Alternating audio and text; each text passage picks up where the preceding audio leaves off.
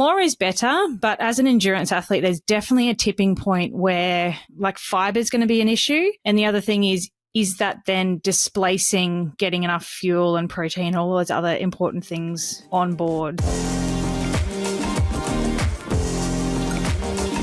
This podcast is brought to you by Tri-Velo Coaching, where we help triathletes and cyclists like you train smarter to race faster. I'm your host, Jordan Donnelly, and on my left is former Australian Ironman Champion and head coach of Tri-Velo Coaching, Gerard Donnelly.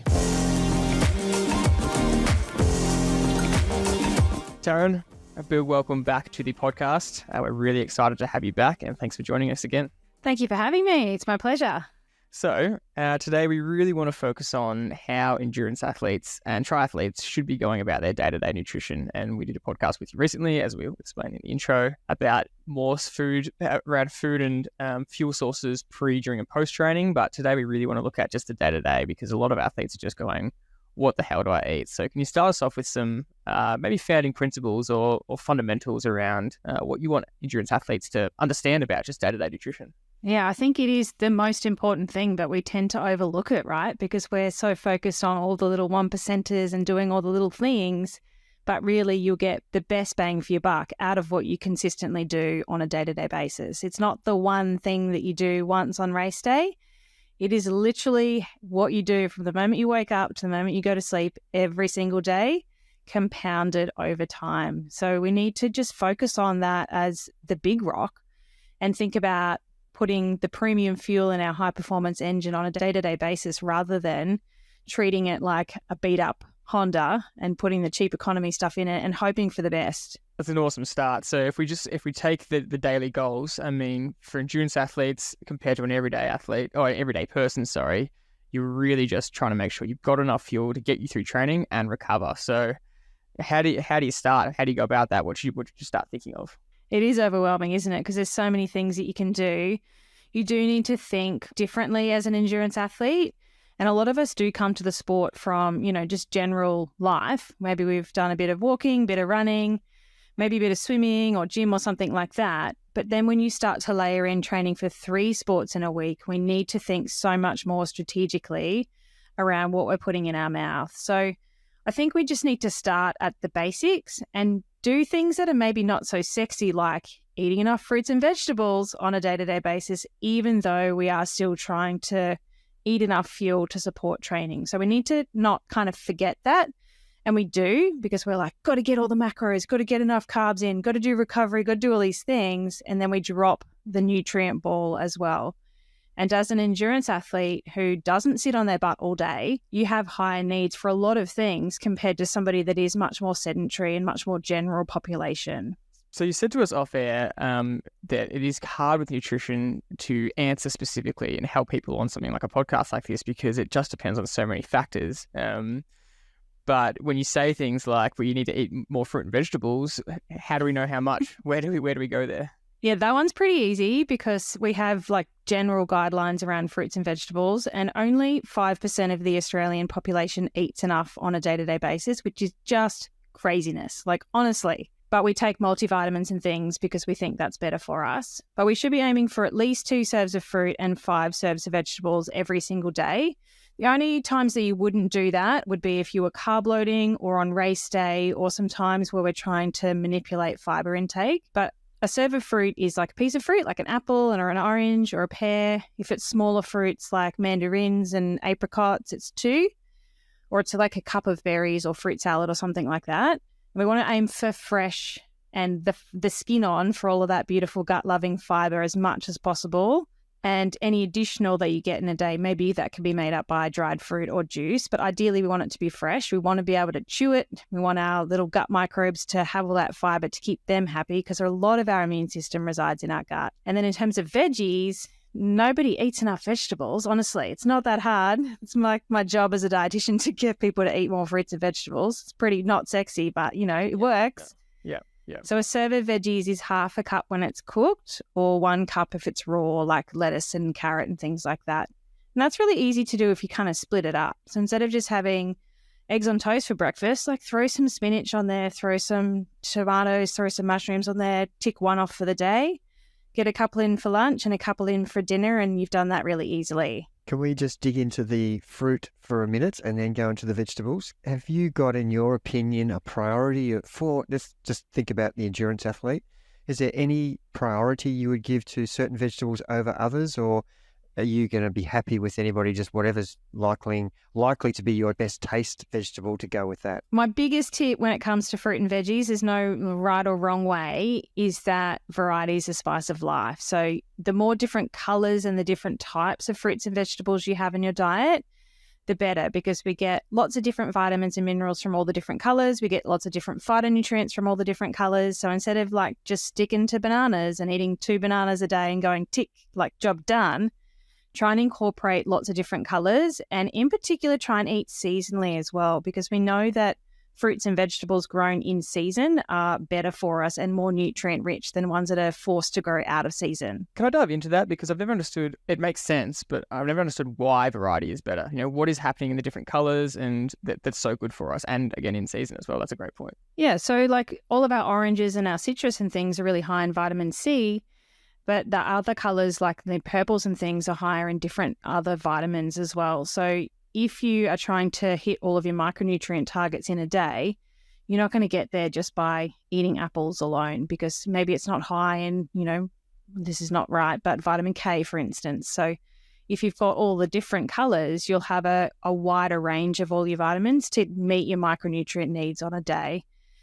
And then think about, like, in terms of season, forcing something to grow in its not natural environment, it's never going to be as nutrient rich. Like maybe the soil's not right at that point. It's not getting the right amount of sunlight. It's not getting the right amount of, I don't know, moisture or something like that. And so it's not growing in its optimal conditions. Kind of like us as humans. We need like this optimal environment, right? I'm in Queensland. It has to be warm for me to be happy. If it's cold, I'm miserable.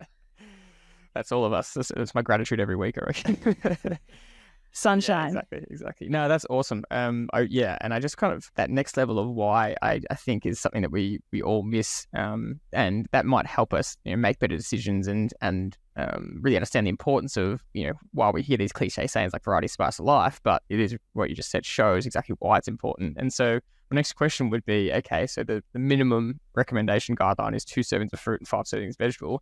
Is that a strong minimum? Like, would you be better off doubling it and you're going to be way better off, and tripling it? Does it just get better as you go bigger? Typical triathlete is more better.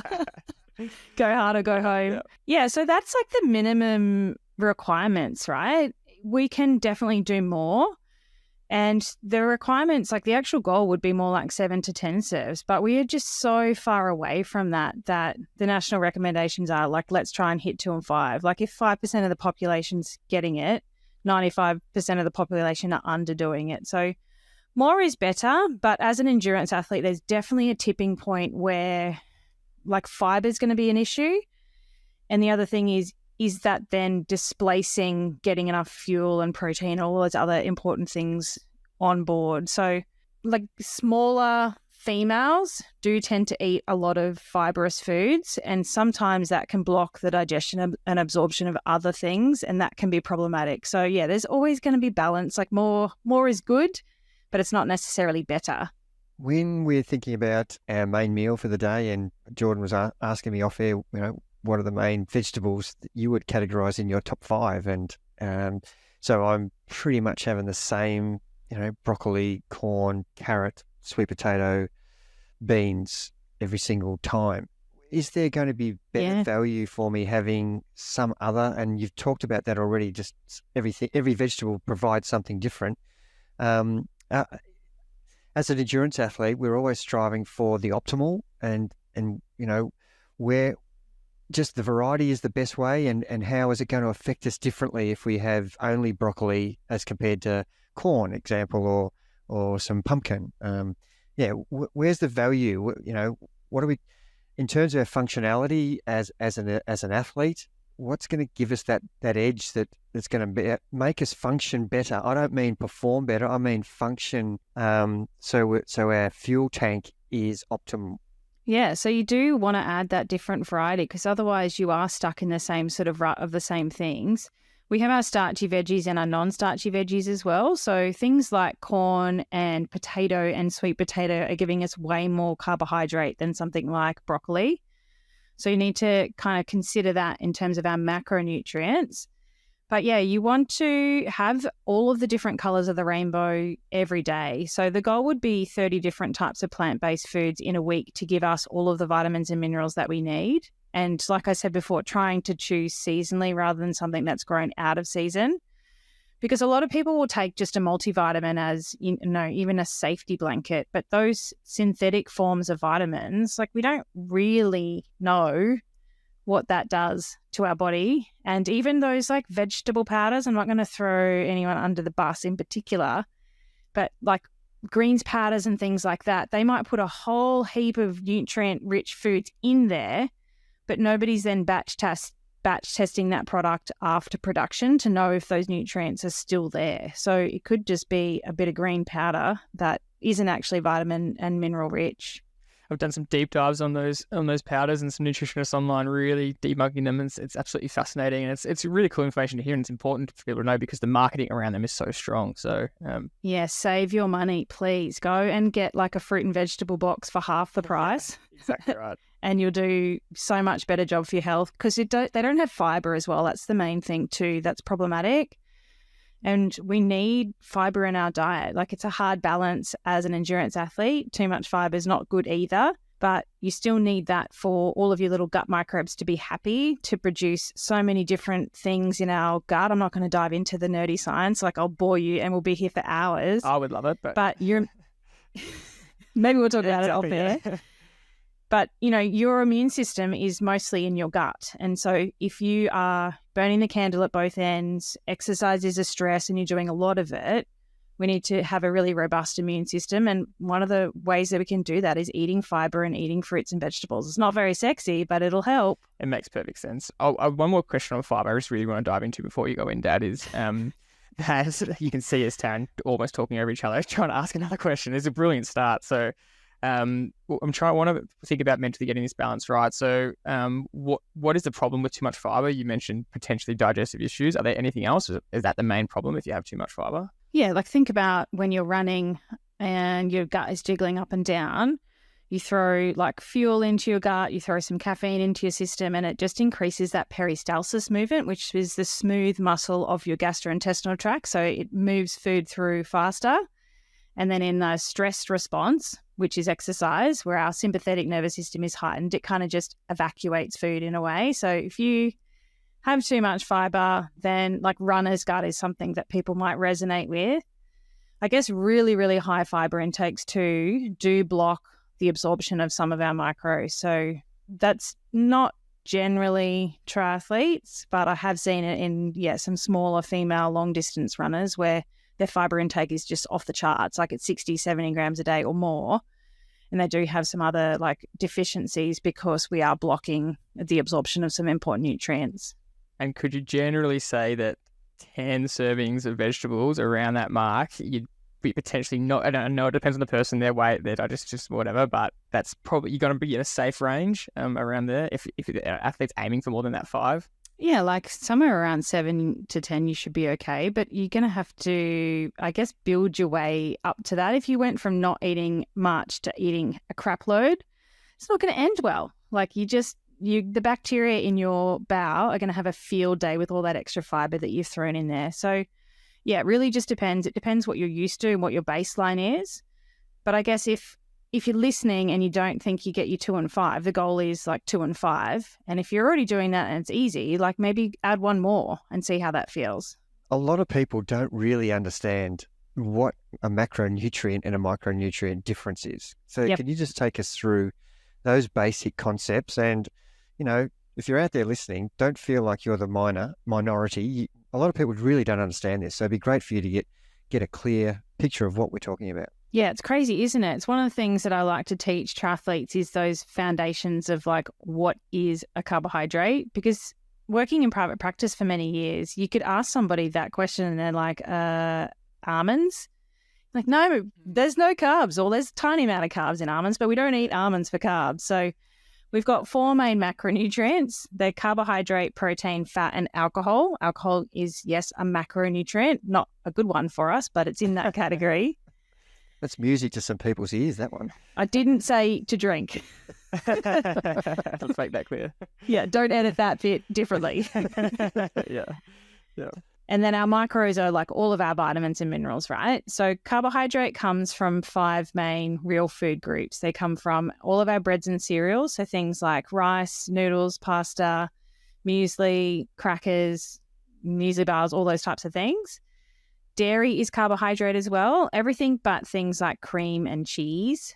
Our fruits are carbohydrate, so fresh, dried, and juice. Our starchy veggies, so potato, sweet potato, corn, any of those kind of root vegetables. And the last group that provides carbs is our legumes, so chickpeas, lentils, baked beans, those types of things. And then obviously we get carbs from lollies and sports drinks and gels and stuff like that, chocolate, ice cream. But they're the 5 main food groups that have carbohydrate in them. And then protein and fats, for everyone to be really clear on what is actually a protein source. Yep. So we've got plant-based sources of protein and animal-based sources of protein. So we've got all of our meats, so chicken, fish, red meat, any sorts of animal and game meats. Eggs are protein, dairy's protein as well. Legumes and nuts and seeds are protein. And then we've got all of the vegetarian and vegan alternatives. So things like tofu and its fermented cousin tempeh, the not meat type products that exist, and, TVP and all those types of things. That's protein. And then the last group is fats. And we have different types of fats, but fats come from things like olive oil, avocado, nuts and seeds. There's fat in meat. There's fat in dairy.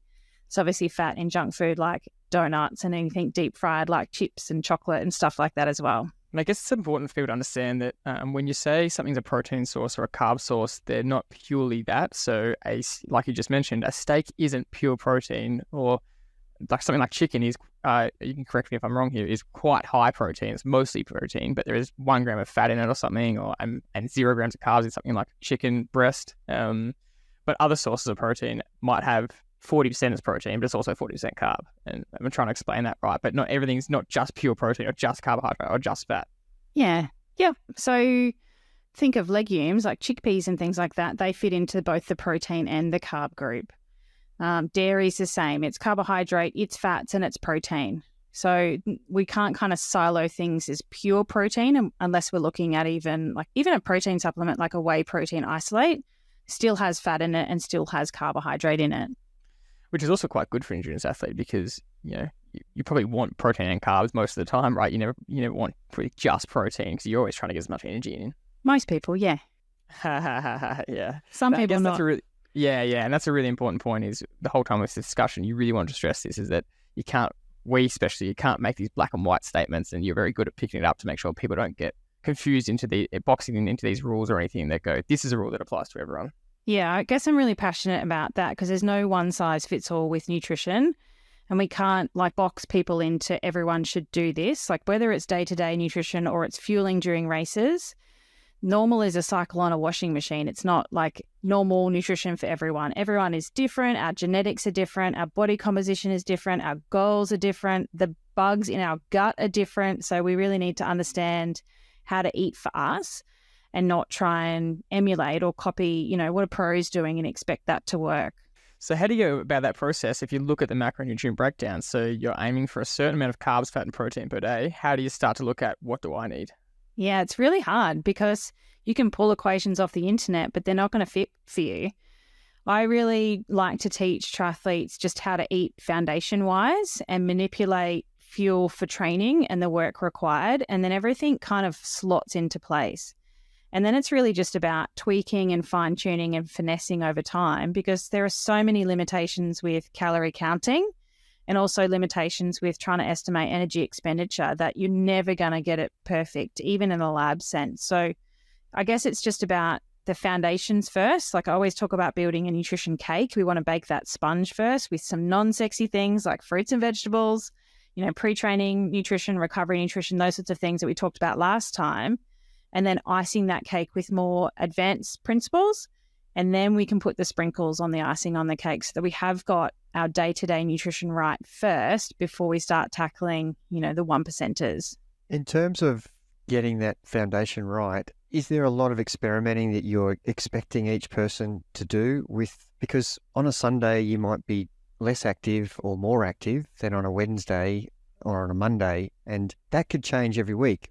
You could be more active on the day you were less active the week before. Are we trying to just be general with our food fuel source each day, every day? Or are we trying to be a little bit more clever? And if I know that I'm going to be sitting in a car driving for 4 or 5 hours, then I need less fuel for that day? Or should I, what's your thoughts on how much you should be consuming? And I know it's a general question, but yeah, just give us some specifics of how that would differ from person to person. Yeah, I feel like this is a setup question because I always talk about periodization, which is, fueling for the work required, which is something that is so key as an endurance athlete that trains for 3 sports. Because you're right, like there's days that you're way more sedentary. Maybe you drive a desk for work and you might be active in your sessions, but otherwise you're sitting on your butt all day versus a weekend when you've got more time and you're out on the bike for 6 hours. So you need to eat differently for those different types of training days. It's one of the key things that I love to teach my athletes inside the Triathlon Nutrition Academy is how to do that, but without having to track everything and without having to count calories. There's some really practical ways that you can do that to set you up with some understanding of how to fuel for lighter days, more moderate days, harder days, so that you're getting that balance, close to right. And then it is about, monitoring how you're going, how you're feeling, how your energy levels are, how you're backing up and recovering so that you can continue to tweak and evolve it. Because it's not set and forget. We forget that. Like a lot of what I used to do is like writing someone a meal plan. And I used to hate doing that because I'm like, if this changes, this needs to change. And if this changes, this needs to change. And people are like, yeah, good, I got a plan. I'm just going to follow it. And, tick that box green in Training Peaks or whatever. But you need to constantly evolve your nutrition as you evolve as an athlete, as your training program evolves, whether you're in season, whether you're off season, where your body composition is doing. Like there are so many factors that go into how you eat on a day-to-day basis that you can't just tick a box and go, yep, I'm done for the whole week and I'm good. And that's why understanding some of these principles can really help your decision making. And a great example is what you said in the last podcast where you just spoke about that window post-training. It's so important to get, that good serving of, a range of 20 to 40 grams of protein, depending on the person, the weight, etc., plus carb source. And for any athlete, that is just gold information to help them make a decision, and that's not saying you need to eat 3 eggs after training every time, but you're saying that's the goal kind of fuel source and 2 macronutrients in there. And that, really fuels good decision making. Yeah, the hardest part is then knowing how to translate those numbers into then what you put in your mouth, which is, I guess, my happy place as a sports dietitian is translating that research around what is ideal and what is optimal for the person, and then translating that into food. Like my love language is food, so I can tell you how much like carbs are in loads of things. But for an everyday person, it's not something we're taught in school.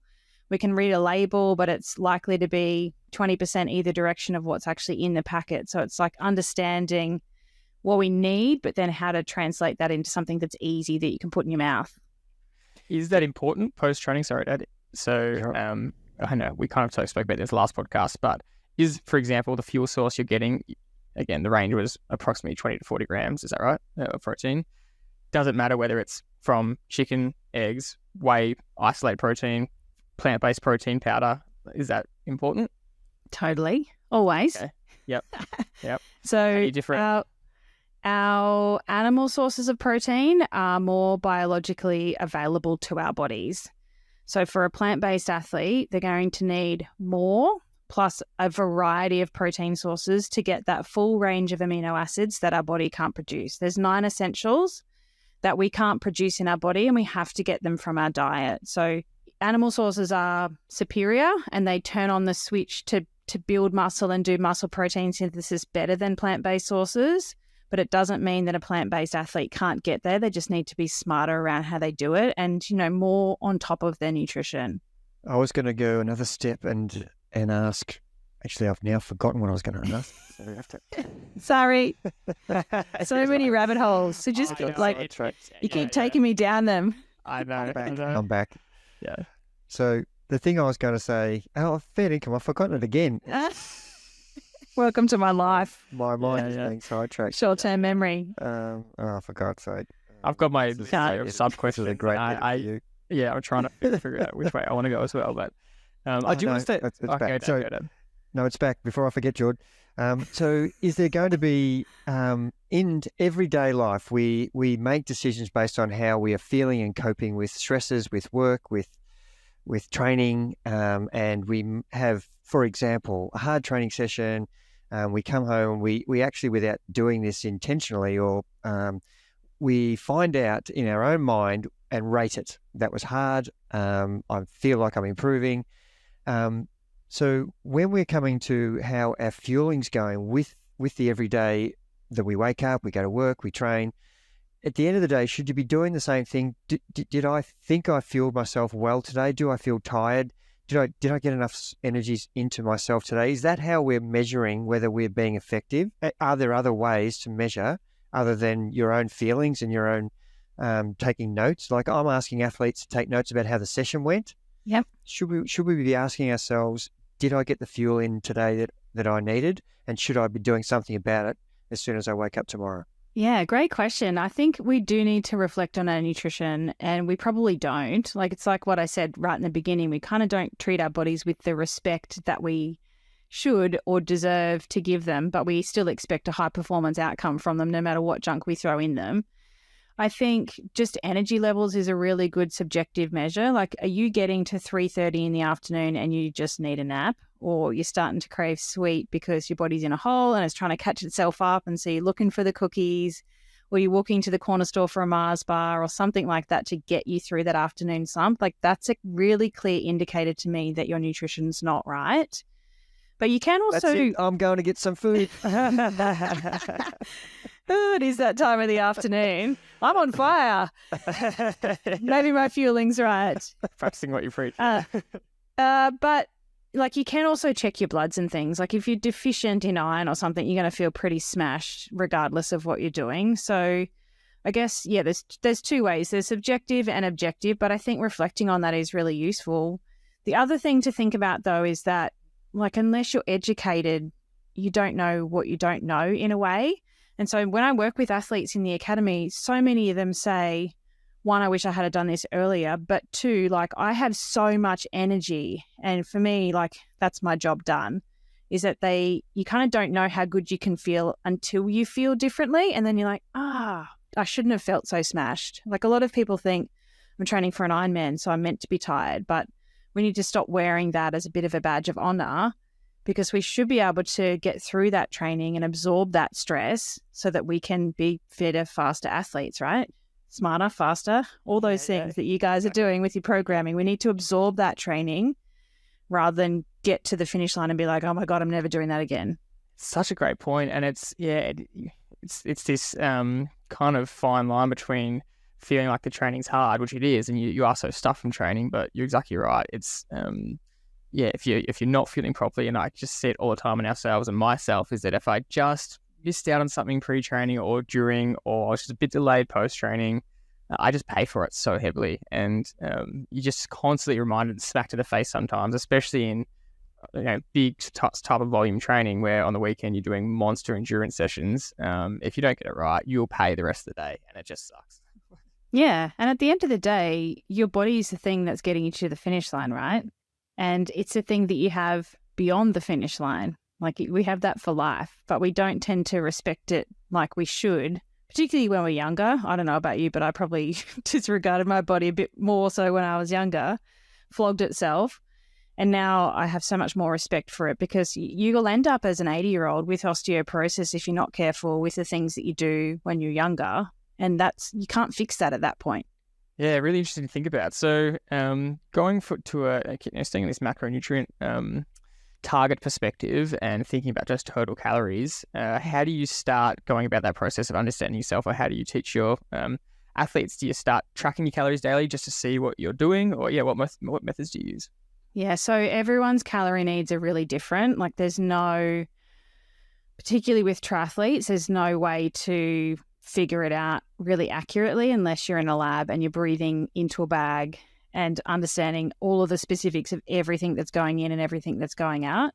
So I don't actually believe in counting calories for triathletes. Maybe it's a opposite type of opinion, but I actually did a podcast episode on my own podcast about that, because there are so many limitations with estimating what goes in and estimating what goes out.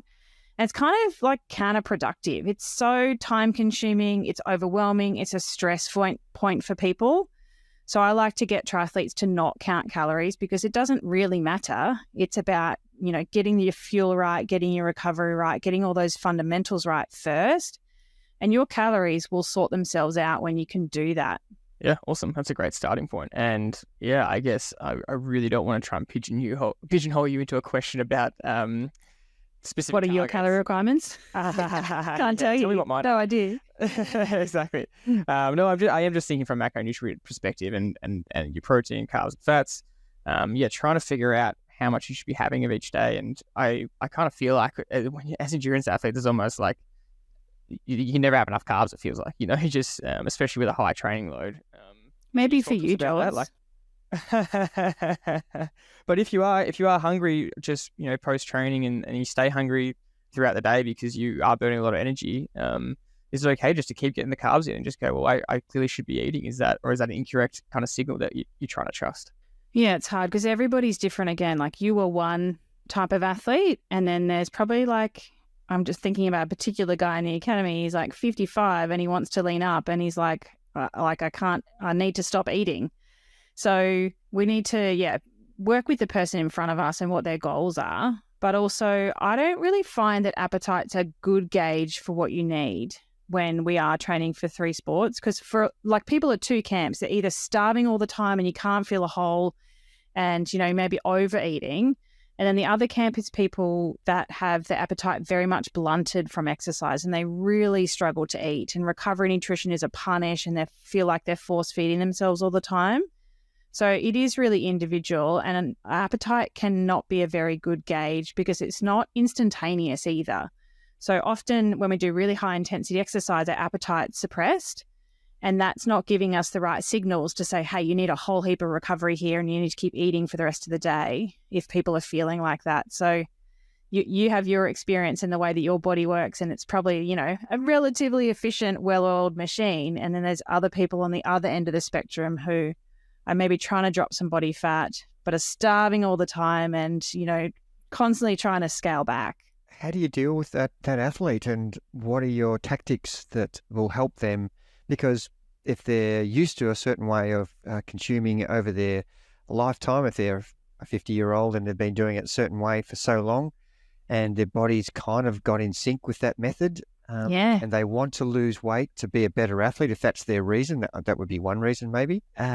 How are you guiding them if they're starving and they know that if they're going to consume food, they're going to remain the same weight? What's your guide around that? I can't give you away all of my secrets, but it's just about being strategic with nutrition. Like I got lots of tips and tricks in my tool belt to fill someone up when I need them to not eat as much, and then also to fast fuel people if they need as many calories as they can get. It's honestly such a good answer to understand that, everyone is responding to things differently. And that is something that I would have assumed, appetite is always probably correct for endurance athletes. And for you to say that that's absolutely not the case, it's so good to know. And and important for both people on the spectrum. I think I definitely fall into that category, like you said, of someone that's always hungry and can potentially overeat sometimes. And then there's people on the complete other end of the spectrum. So, it's hard. And males and females and hormones, and you will extract a different amount of calories from the exact same apple that I would too. So we can't kind of put people in boxes and pigeonhole. It is very individual, and it's understanding about you and how your body works, plus evolving that over time as you get efficient too. Because somebody that's very well trained is a well-oiled machine, right? You're really good at using carbohydrate and extracting that nutrient and storing it as glycogen and pulling it out again, whereas somebody that's very untrained is not as good at that. And so carbohydrate requirements are going to change as your journey as a triathlete changes too. So there's so many different components. I guess for me, I've been a dietitian for 15 years now, and I've worked with triathletes for a long time. So I understand the practicalities of the sport, being a retired one myself, but then some strategies to help people, fuel up if they need to, or get as much fuel on board if they can. And that really just comes with practice. I wanted to ask about the carb source that you spoke about in terms of gels and sugar and lollies, and especially sometimes when you haven't fueled properly and you're bonking or post-training, you are literally just desperate for anything. Is that a negative thing to be doing? Just sculling Powerades and a Mars bar because you just want some sugar post-training, especially, again, endurance style sessions. Is it okay? What are your thoughts around it? Are you asking for a friend? I don't know. I will give one example of someone I know that that I don't know the details, so you can't blame it on one thing. But they did develop type 2 diabetes, and they weren't sure if it was because of that or just completely random and coincidence. So I guess that's kind of where the question stems from. Yeah, so I can't talk to that medically. There is some post-COVID diabetes kicking around though. I don't know if it's that, which is pretty crazy. So drinking, having sugar is not going to cause diabetes. It's more of a lifestyle disease that, there's too much fat around the cell typically for type 2, and so the insulin's not doing its job properly. But it could be genetic. It could be, could be lots of things. I can't really talk to that. But if you are sculling, sports drink after a session, you've bonked, you've hit the wall, then that tells me you've done a crap job of your fueling, right? That's a really clear way of going, you underfueled in a big way, whether that was your fuel tank going in was not optimal, what you had pre-training was not optimal, and then what you had during training was not optimal as well. So, yeah, it's just a pretty clear indication that something needs to be fixed with fueling. I suppose the next step in that question is it okay to refuel quickly? That's you've obviously made a mistake. What should you be doing about that? Yeah, good question. Immediately. I'm talking about I know you're not going to do that the next time, but immediately when you're in that situation, because I've been in a situation with many times myself and with other people around me where we've gone and had to stop at a petrol station and, not able to talk and just standing there unwrapping Mars bars and eating the guy behind the counter saying, "Are you going to pay for that stuff?"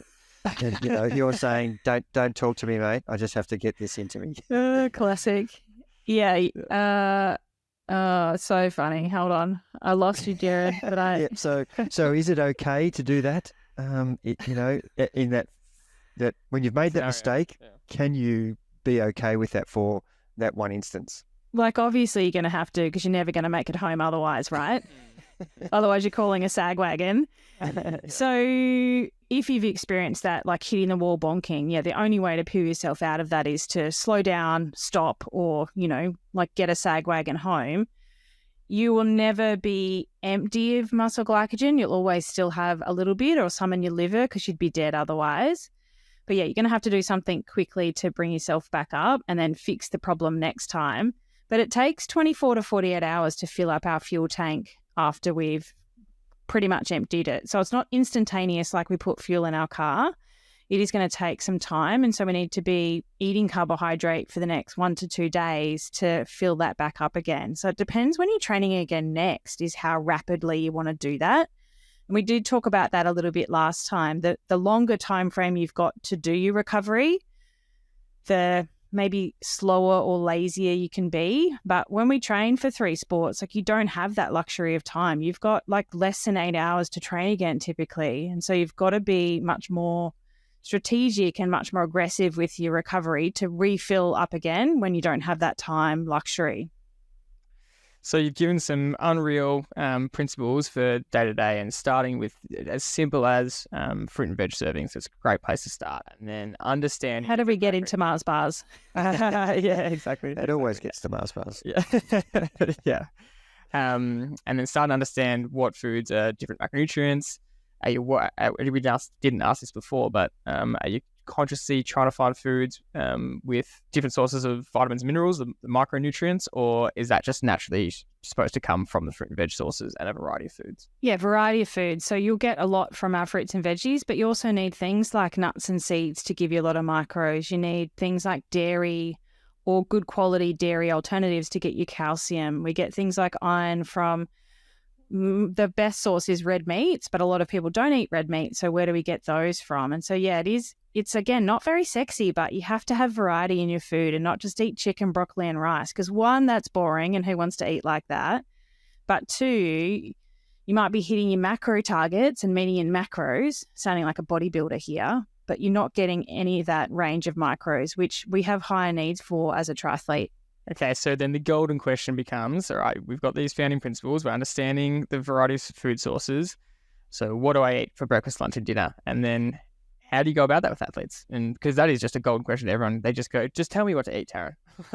I know. Well, come and join me in the academy and I'll tell you what to eat. Yeah, exactly. Yeah. A good place to start is somewhere like my recipe database. Like, this is not a plug, but the recipe database has got 200 recipes in there that are designed for the active person. So they do hit macro targets for an active person, not somebody that sits on their butt. Plus, they've got loads of nutrients injected into them. And I think that's the problem with like recipe books and online recipes, is that you don't know if that's going to be suitable for you as an active person, because a lot of them are very low in carb or don't have enough protein or, don't have enough nutrients in it. And so you do want to use recipes as your base that are developed by a sports dietitian if you can, because it is going to tick all those boxes for you without you having to even think about it. And then you go, Dad. No, you keep going. So this is great. You guys are fighting over me. I love it. Yeah. This is honestly, it's like it's such a great topic, and it's just something that is just not spoken enough, even though it is what everyone knows, the fourth discipline of training in triathlon. So, and it's a fourth leg, but we're not taught it in school, right? And then the other problem is that we don't go and see nutrition professionals for nutrition advice. We go to the internet, or we go to like triathlon websites. Those blogs are written by punters. Like, it makes my blood boil seeing like these really specific articles written about stuff that are written by nobody with nutrition qualifications. So you just got to go to the professional for the professional advice, because we go to like an optometrist for our eyes and we go to a podiatrist for our feet, but we don't go to a dietitian for nutrition. It makes no sense to me. Yeah, we often have athletes go to their mates for their training program, and see, we feel the same. It's frustrating. Why would you listen to your mate's program when he's making it up, and we actually know what we're talking about, and do that session instead? Yes, I get it. I feel your frustration. So the next question I had on, thinking about your daily meal plan and what your meals are going to be, you start looking at some recipes, and that's a great resource, and happy for you to plug that, because if there's going to be something that people can look at that they go, well, at least I know I'm getting macro and micronutrients here. Then I want to understand portion sizes with meals. Does the amount of meals you're having per day matter? Is the amount of food in one sitting? Is it hard to, you mentioned like your body being able to digest certain amounts of the vital minerals, vitamins, micronutrients, macronutrients? How does that all work? Yeah, it depends. I can't answer that one really clearly. You're asking me these really specific questions that... And I know that you could just do a degree in nutrition science to understand it. It's not just, you can't just give an answer, but yeah. Yeah, I've actually got an episode coming up on the podcast about like how much money I spent on my education, because I didn't really think about that before. And just to do my degree, to become a sports dietitian, just to become a dietitian was $36,000 in 4 years of full-time uni, plus the additional stuff on that. Anyway, I digress. Sorry. Portions. So it doesn't matter if you have your meals split into 3 versus like 6 smaller meals. For a triathlete, though, you want to think about timing, and that becomes really important when we're talking about pre-training and recovery nutrition for training. So you've got your main meals, but maybe breakfast is recovery, or maybe dinner's recovery. So it's really just personal preference about the way that you like to eat. There's no right or wrong, but I'd encourage you to think about that timing around training sessions so that we are, fueling and priming the system before and then recovering really well afterwards. And then there seems to be some myths floating around, and maybe they're not myths, but stuff like, when people try intermittent fasting or... don't get me started. And people talking about eating, carbs too close to bed is another one that floats around. That kind of timing where, can you give any answers on that around how the body works and when it's at rest, at sleep, while it's still active during the day? Yeah. So many deep rabbit holes. I feel like we're going down lots of random tangents. I am just asking. Yeah, there's just so much information. I'm just throwing stuff at you. I know. It's fine. I love it. Yeah. So intermittent fasting, we actually know quite a bit about that with exercise because of Ramadan. And we know physiologically what happens in the early stages of fasting, but we don't really know long-term what it does. I did do another podcast episode again on intermittent fasting and endurance exercise because I wouldn't recommend it, particularly if you're training in the morning. Fasted training either has a neutral effect on performance or a negative. It doesn't have a beneficial effect of performance. So if you're trying to perform, you either fast and do that strategically, or you fuel for performance, right? But your stomach doesn't know necessarily what time of day it is. And so it doesn't know that at 6 o'clock at night, it can no longer digest carbs anymore. That's just nonsense. But I also wouldn't suggest waking up in the middle of the night and smashing a packet of Tim Tams either. That's not good for us either. Because shift working in particular, that change in our sleep-wake hormones, our gut microbes have their own sleep-wake hormones. And so shift working really messes with that, and people really do struggle with body fat levels and maintaining weight when they are throwing their hormone rhythm out of sync constantly. What about when the athlete has no option because their planned run tomorrow happens to be at 5:15 a.m. and they have no way can they run with some food in their stomach? It's going to be detrimental to the feeling of the run. And if it's a high intensity run, what are we doing there? Are we just going to run fasted and hopefully the performance isn't going to be inhibited? What's your thought on that? I guess you can go a couple of ways. You can just deal with it, or you try and wake up earlier and do something a bit more strategic. So maybe you want to think about what you've done the evening before and make sure that while you're asleep, your body's doing a really good job of topping up your muscle glycogen. But if that session is designed for peak performance, then you want to do the best job at fueling that and recovering that, right? Because we only adapt and get fitter and faster from the sessions that we recover from. So you can go and do that session and you can hit a wall and, do it, but not do it to the best of your ability. So are you then actually getting the most out of it that your coach has planned for you if you're doing that? The issue I'm thinking of, in particular, I've experienced it, is if I'm going to try and run and I've got any food in my stomach, I just cannot do it within 2 or 3 hours. And I'm not going to get up and have those Tim Tams at 3 a.m. if I've got a 5 a.m. run. So don't do that. I didn't say that. Don't construe that as doing that. Just like the alcohol. So I'm just trying to practically give the listener, is it okay that we're going to perform the session at our best ability? If you have issues with stomach problems, which I could never eat before a run. It had to be 2 or 3 hours before I was able to run without feeling uncomfortable from the food that hadn't digested. Yeah. And that is a real problem in the morning for people who don't have time. Yep, totally. I would challenge you though, because that's how I am. I like to challenge, and I would suggest you do some gut training to get your gut used to having fuel before you run hard. Back in the day, they used to give people hot dogs and make them run hard. You can train your gut. You just have to provide that stimulus. And so fasting all the time teaches it to run fasted, but you just got to slowly make incremental change to have something super small, something super easy to digest. And it's not going to be ideal to start with, and that's totally fine. But you're doing that strategically and systematically to train your gut to digest while you're trying to run away from a lion. Fantastic. That's exactly what I was hoping. And so the beer mile is something that we could actually train for. Oh my God. Those hot dog eating competitions in the US, they nail 70 or 80 hot dogs in 10 minutes, right? That is gut training. Yeah. They don't run afterwards, but they're training their gut to just hold that in a short space of time. So you can do the same. You just have to challenge it. The beer mile world record is insane. It is 4:19 or something for the mile, and he sculls 4 beers while running. I'd be poleaxed. It is world class running while sculling 4 beers. He's almost Olympic standard mile. Probably runs 1,650 meters from not running straight. Yeah. Well, he can easily run sub 4 minutes if he's sculling 4 beers. Anyway, imagine running not drinking 4 beers. He'd be like a weapon. Yeah.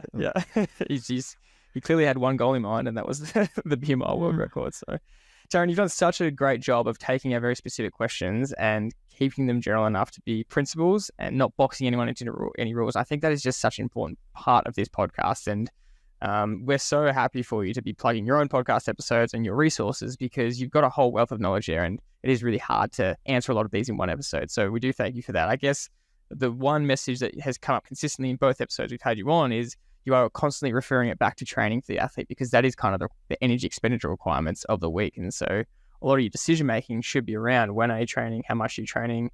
Your day-to-day stuff is really impacted by that pre, post, and during training fuel, as well as everything outside. And I guess that's kind of one of the key parts for triathletes to remember, right? Yeah, you have to fuel for the required. We can't just do the same shit all the time. We have to think differently when we are high-achieving triathletes that want to fit 3 sports into a week. You have to eat differently on a lighter or rest day, and then know how to scale and adapt that for those really big, long, hard endurance days. Because if you're eating the same way or the same calories or the same carbs or whatever for those days, there's some days that you're very much going to underdo it and more likely to be trying to smash Mars bars to get yourself home, or Coke or whatever it is. Yeah.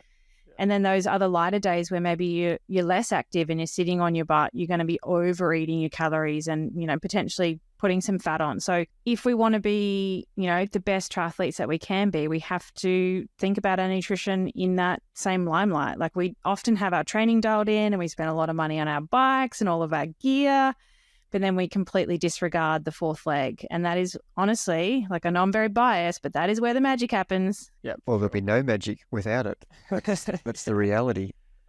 No matter how fit you are, you have to have a fuel source to function. So do all the spending and money, training and anything you want to do. If you don't have that fuel, you're not moving very well. You're not functioning at all.